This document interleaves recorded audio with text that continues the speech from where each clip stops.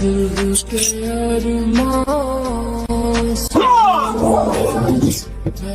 गए,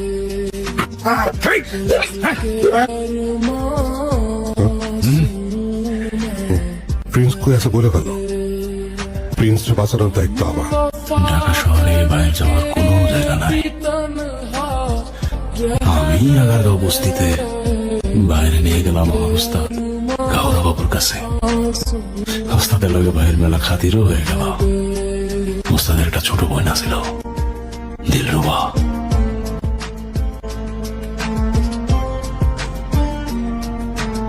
দিলরুবা ভাইয়ের খুব পছন্দ করত।